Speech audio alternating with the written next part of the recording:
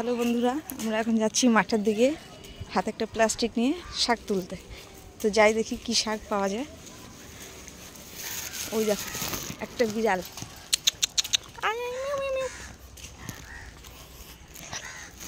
যাই দেখি কি শাক পাওয়া যায়। উনি কি ঘুটে দিচ্ছে। এখানে হেলেঞ্চা শাক পেয়েছি, অনেক হেলেঞ্চা আছে। এই যে দেখো, এই পাশে একটা পুকুর, এই পাশে একটা বড় পুকুর, আর দুপাশে শাক হয়ে আছে। এখানে অনেক শাক, শাকগুলো এখন তুলে নেব। বেশিরভাগ শাকে দেখছি ফুল হয়ে গেছে। এই যে হেলেঞ্চাগুলো খেতে কিন্তু দারুণ লাগে। এর আগে ওই হেলেঞ্চা দেখিয়েছি বড়া, এবারও নিয়ে যাচ্ছি। দেখো এগুলো হচ্ছে আগড়ার ডাঁটা, এগুলো তুলেছি অনেকগুলো। এর শুধু ডাঁটা খায়, এই ডাঁটাগুলো নেবো, বেছে বেছে পাতা সব ফেলে দেবো। এই গাছ তো সবাই চেনো, কাটা কাটা ফল হয়। এটাও কীভাবে রান্না করে জানাবো। এই তোরা যা ওদিকে, তোরা যা, কিন্তু একদল কুত্তা যা দৌড়দৌড়ি করছে। চল দি, ভয় লাগছে কিন্তু আমার। দেখো এবার আগড়াগুলো কেটে নেবো, কিছুটা যে কেটে নিয়েছি। আর এর পাতাগুলো কিন্তু নেব না, এই পাতাগুলো সব ফেলে দেবো।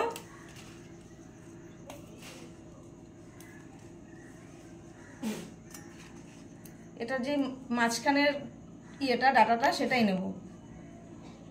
তো ডাঁটাটা ছুলে নেব, এই আঁশগুলো ফেলে দেবো উপরের, এই আঁশগুলোকে ফেলে দিতে হবে। এইভাবে সব কেটে নেব। তো আমরা ডাঁটাগুলো সব কেটে নিয়েছি, কেটে ধুয়ে পরিষ্কার করে নিয়েছি। আর দুটো আলু নিয়েছি, ছোটো ছোটো করে কেটে নিয়েছি, ডাঁটার সমান সমান করে মাপে। তো এবার ডাঁটাটাকে একটু গরম জলে ভাপিয়ে নেব। জল বসিয়ে দিয়েছি।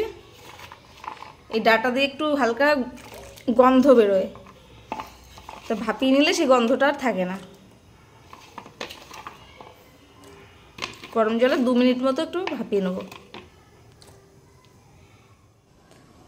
ডাঁটাগুলো আমার ভাপানো হয়ে গেছে, জলটা ঝরিয়ে নিয়েছি।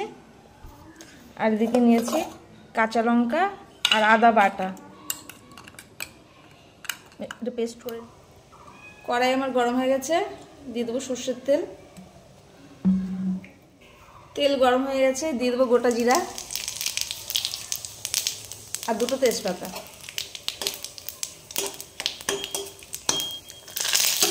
এখন আলুগুলো দিয়ে দেবো।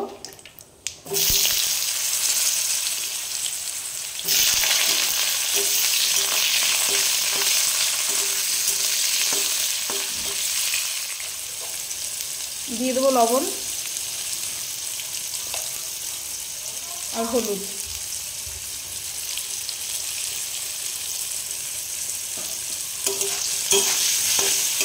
একটু ভেজে নেবো 1 মিনিট 2 মিনিট মতো। আলুটা একটু ভেজে ডাঁটাটা দিয়ে দেবো। ডাঁটাটাও 1 মিনিট মতো ভেজে নেবো।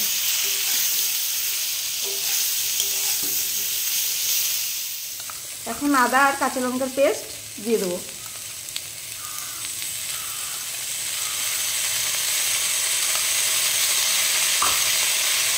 আর দিয়ে দেবো জিরের গুঁড়ি।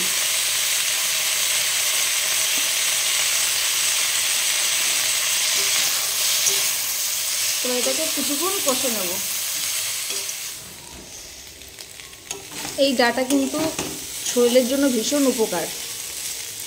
এটা সবাই জানে না খেতে, কিন্তু এটা খেতেও ভালো লাগে আর শরীরের জন্য ভীষণই উপকার।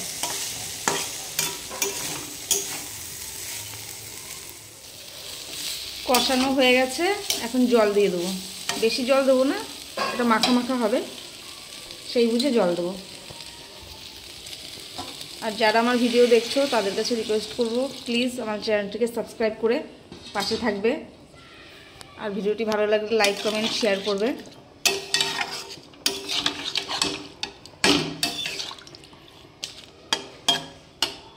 এবার এটাকে ঢেকে হতে দেবো। হয়ে গেছে আমার রান্না, একটু গরম মশলা দিয়ে নামিয়ে নেবো। এটা এরকম মাখা মাখাই করবো, ঝোল থাকবে না।